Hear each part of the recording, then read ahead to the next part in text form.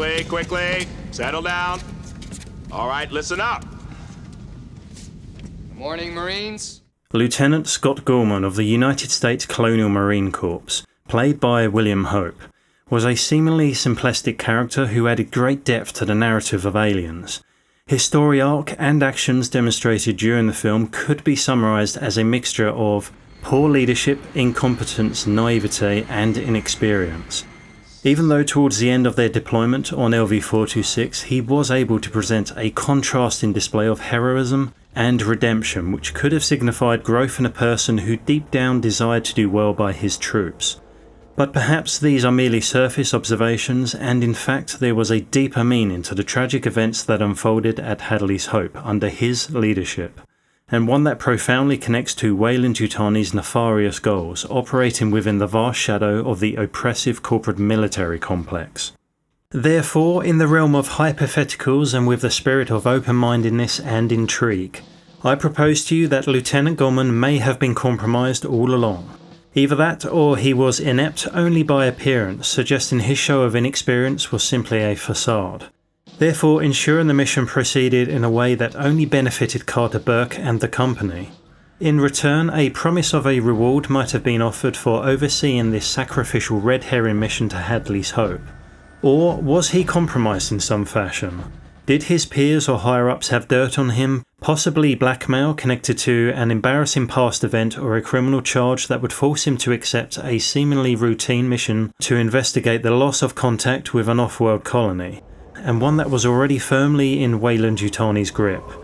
If he had indeed been handpicked by Carter Burke and plucked straight out of the academy, then as green as he was, combined with information the company had on him, would have made him the perfect tool for sabotage. In this video, I'll investigate any evidence in as much detail as I can to prove an ulterior motive and hidden agenda concerning Lieutenant Gorman and his actions. Let's begin with Ellen Ripley's first interaction with Gorman, shall we?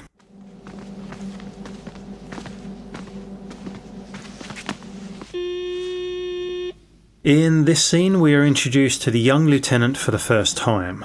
His posture, stance and sometimes mannerisms have a vague and underlying false assertiveness as he dutifully follows Burke's lead, portraying heavy implications that he might have recently received a jump promotion, meritless perhaps of the usual basis for earning one's rank.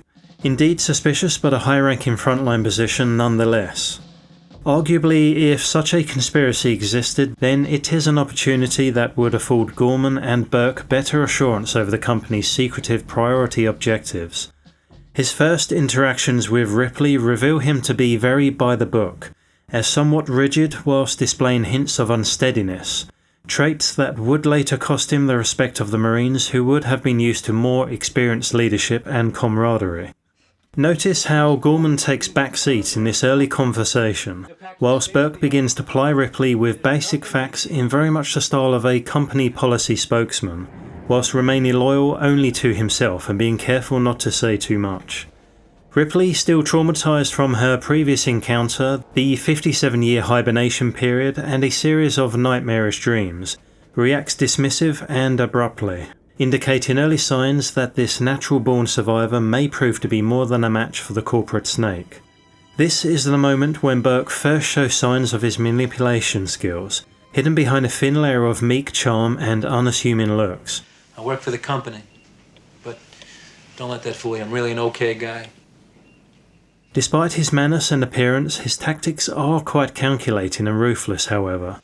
Running loaders and forklifts, that sort of thing? So? Nothing. I think it's great that you're keeping busy. And I know it's the only thing that you could get. As he then goads Ripley into accepting the job of mission advisor with a promise of being reinstated as a flight officer by subtly condescending her work assignment as a cargo loader. It's important to remember how Burke utilises knowledge of Amanda's death, Ripley's daughter, as a selling point when first revealing that they have lost contact with the colony on LV-426, comprised of up to 70 families. This would have felt like quite a sting after grieving for Amanda's death, but it also would have enormously appealed to her maternal instincts and in the process overridden her rational thought. He then leaves at the behest of Ripley with a gentle and calming reminder that she need only call him for a way out of this grind and a better future. This is a mere glimpse of Burke's silver tongue in action and a hint of what may have already transpired when he approached Gorman and promised him either redemption from past transgressions or a fast-track promotion with riches untold within the company if he were to assist him.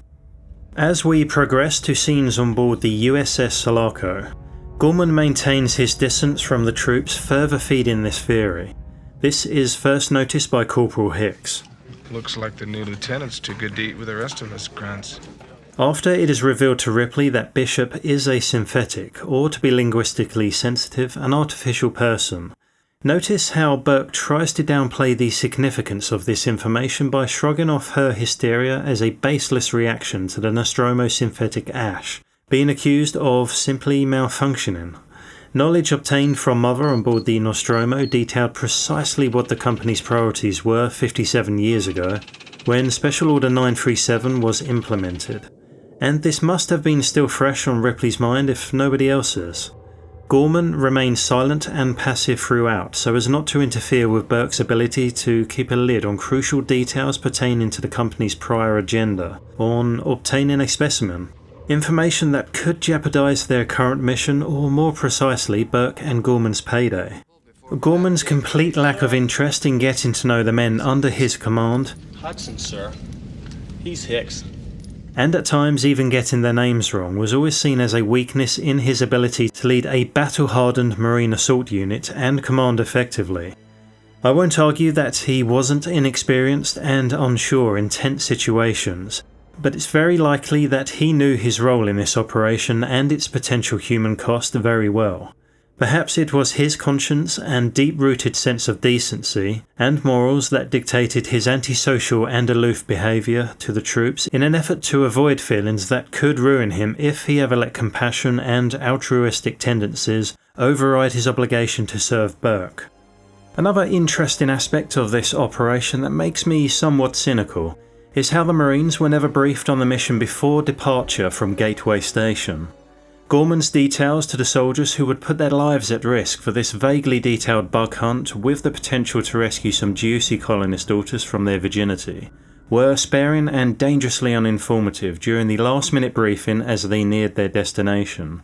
Thanks to the lack of respect displayed by the squad in the form of sarcasm and mockery, Gorman's response was to conveniently impose upon them unrealistically harsh deadlines for their preparations while simultaneously handing out full reports of the events on board the Nostromo that he knew nobody would have time to read in detail.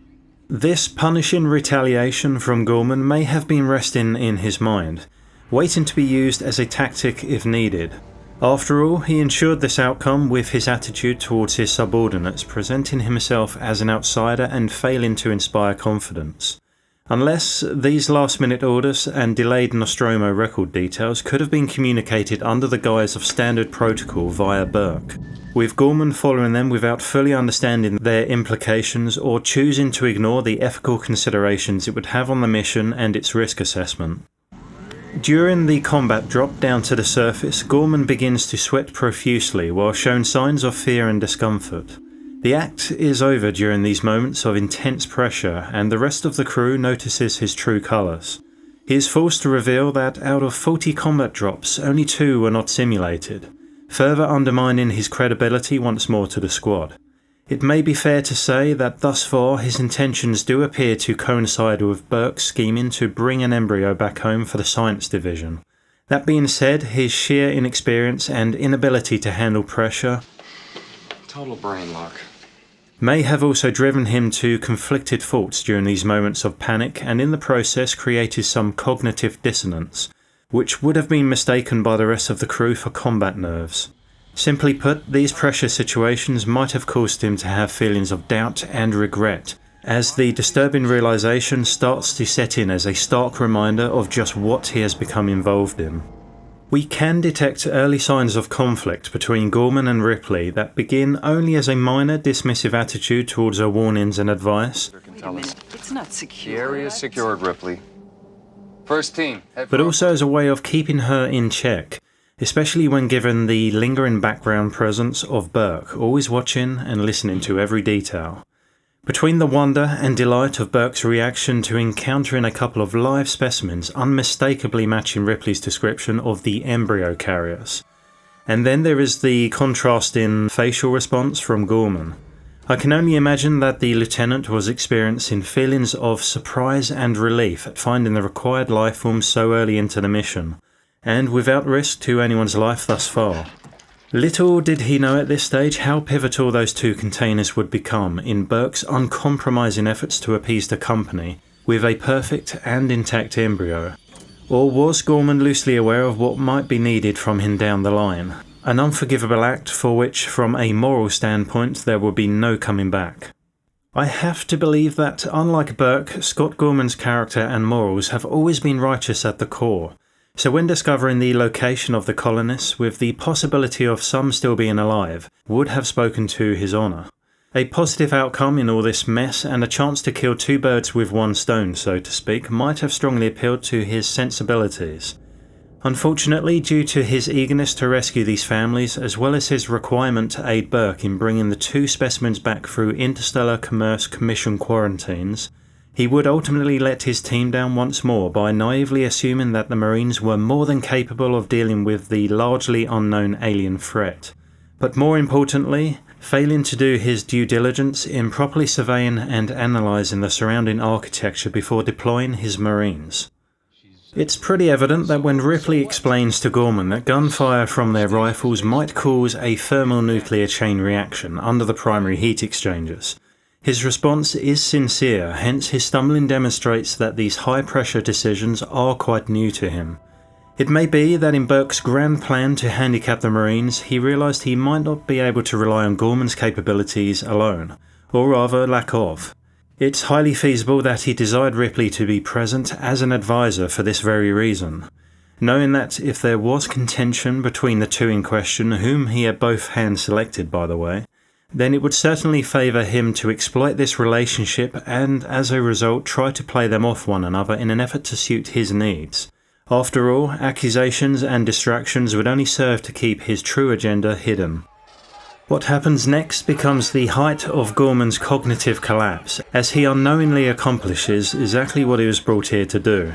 He frantically mutters, "I told them to fall back," showing signs of shock as the calamity unfolds before their eyes, demonstrating not only his lack of control but perhaps some emerging thoughts of compassion and guilt over the horrors communicated through the surveillance panel that are now creating conflicting thoughts with his orders from Burke and the company's prerogative on this mission. I believe this to be the case more than any notion of him purposefully compromising the comms between him and Apone, especially as he could not have predicted the rashness of Vasquez firing her weapon, robbing Apone of his ability to hear commands. Burke continues to be suspiciously calm throughout this episode as the heat rises between Ripley and Gorman. Perhaps he sensed she would start to take charge just before she powered up the APC and drove it to the extraction zone. Doing so would undermine Gorman's position with the remaining unit and leave him in a more malleable and submissive state to be further manipulated by Burke. Furthermore, Ripley's quick thinking to move the APC must have come as a small surprise even to Burke, especially now placing all of their lives in greater danger.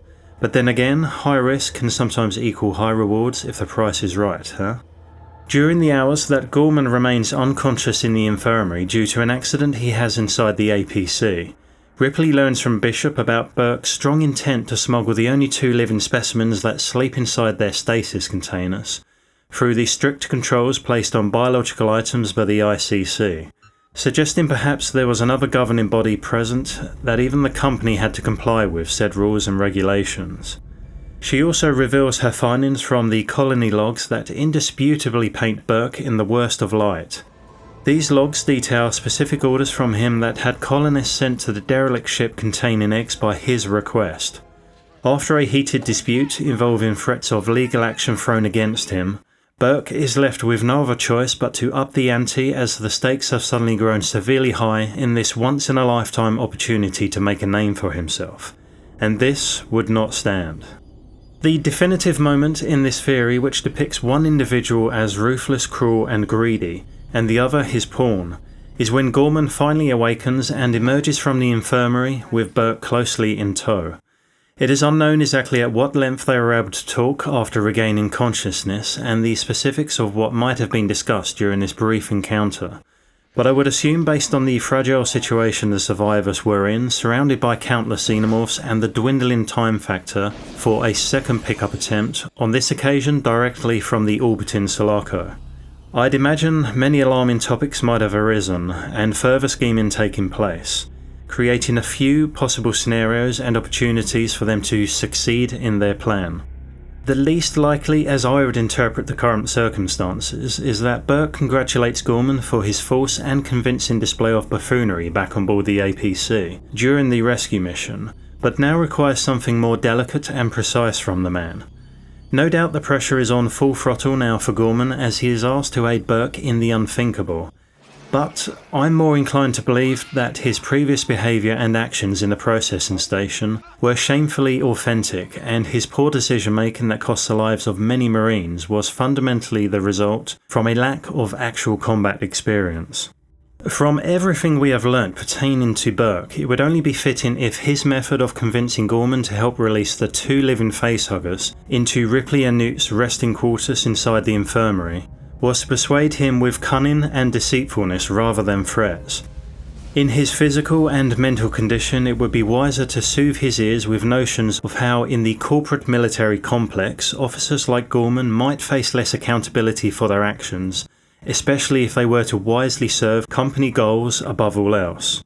The weightless sensation of becoming exonerated from any past misconduct in performing the part he is about to play in aiding Burke must have felt like a great relief, as he gives in to Burke's demands, a heartless ultimatum but necessary. The method would have been described to him as straightforward and uncomplicated due to Burke already obtaining the built-in authority and access needed to navigate the facility without raising immediate suspicion due to his company status and rank. The two specimens were kept inside stasis tanks which not only preserved the creatures for a limited amount of time, but would also serve to sedate them momentarily upon being released. The fact that their makeshift sleeping quarters was joined to the lab housing the deadly specimens was never purely a matter of convenience. Burke would have orchestrated this tactic earlier, allowing Bishop to study the deceased specimens under the guise of better understanding the enemy. Not that I'm suggesting the synthetic had anything to do with this. Therefore, Burke and Gorman need only play the waiting game, as the act of opening and locking doors or disabling security cameras would be a cinch. The irony in this is that the glass windows surrounding the Weyland-Yutani Research Lab were originally built sturdy to mitigate the risk of escape, while the acquisition and study of alien specimens was ongoing. The soundproofing was also intended to ensure privacy and tranquility within the infirmary, assisting in patients' recovery. Burke had unquestionably done his homework. The plan must have resonated as flawless by design, so long as both parties could keep the Marines occupied with the diminishing compound defences. Unfortunately for Burke, Gorman's one solo task in all of this was to disable the automatic fire suppression systems, which could easily be triggered from Ripley's lighter she used many times to smoke, hence demonstrating incompetence to the end. Or was it? Joking aside, this intended or unintended flaw in the plan may have exposed Burke as the villain willing to screw his own species over for a goddamn percentage, but it also momentarily gives Gorman the upper hand, as long as Burke kept his mouth shut about their partnership, that is. Perhaps realising that they might have gone too far with this sickening betrayal of trust towards his team, he possibly now felt encouraged to do the right thing by the surviving members and desperately sought the demise of his tormentor before the situation escalated any further. So once more, Gorman fades into the many nuances of deference as he adopts his reticent and withdrawn characteristics, blending into the background whilst the rest of the group decides whether to waste Burke for his insidious betrayal. A move that would naturally work in Gorman's favour at this point and might provide a clean slate from the compromising stranglehold that the corporate rat had over him. Just after the creatures inadvertently cut off the power as they make their way inside the inner complex, Ripley orders Gorman to watch Burke. Gorman, watch Burke! I got him. Newt, stay close! As their motion trackers begin to pick up multiple signals closing in fast, the Marines and company all gather inside operations and seal the door. Other than crucial communications relaying tracker readings, the air is thick with tension and silence. No opportunity exists for the pair to converse, allowing Gorman to remain neutral and play both sides if needed. Then again, in such a fight-or-flight situation, what else could be said? Speaking of which, Burke suddenly remembers his access clearance to the facility and chooses flight, an option he was always best suited for. He shouts, Do something, Gorman! and retreats through the back door, locking it behind him, perhaps in hopes of reaching the dropship before the others and informing Bishop of their demise, regardless of its truth. I believe Gorman was in part innocent of any grand scheme at play here. Those credits are owed to Burke, the manipulative mastermind orchestrating this doomed-to-fail operation. However, if Gorman knew more than the Marines and Ripley regarding Burke's intentions, he most likely only understood one narrative that was fed to him from the company man. One side of the coin, so to speak, that kept him loyal to the cause without being privy to just how expendable everyone in reality was. Until things got desperate. A word that can also fittingly sum up the air ventilation chase scene, a pivotal moment for the lieutenant's integrity, which has always been in question since Gateway Station. In the relentless moments that see Gorman falling back to check on Vasquez, aiding her and then emptying his last magazine in a futile effort to clear a path back.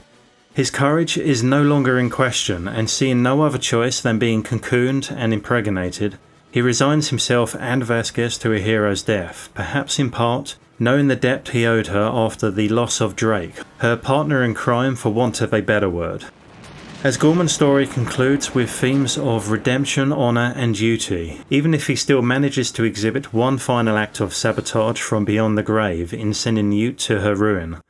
It could be fair to suggest that the predicament he found himself in throughout this deployment may have helped spur him into giving into his fate with such ease and clarity. He accepted there was no way out and finally revealed his true self, unshackled from corporate dictatorship. His last actions would give the remaining few survivors a fighting chance while also demonstrating a cautionary tale and a lesson to be learned when trying to navigate the treacherous and insidious nature of the corporate military complex that can so easily give with one hand and take with the other. Weyland-Yutani is a multinational conglomerate primarily driven by profit and corporate greed that most certainly viewed ethical considerations at its lowest priority. There are much wider questions to be investigated here when we consider the company's higher priorities and values, such as profit maximization, scientific and technological advancement, the exploitation of extraterrestrial life forms, and what relationship this has with their current understanding of AI and synthetic construction, as well as the potential merging of the two. But for now, this was one possible theory and explanation involving the character Lieutenant Scott Gorman and the events that occurred at Hadley's Hope on the moon named Acheron, in the Zeta II Reticuli system 39 light-years from Earth. This is Entertain the Dude, signing off.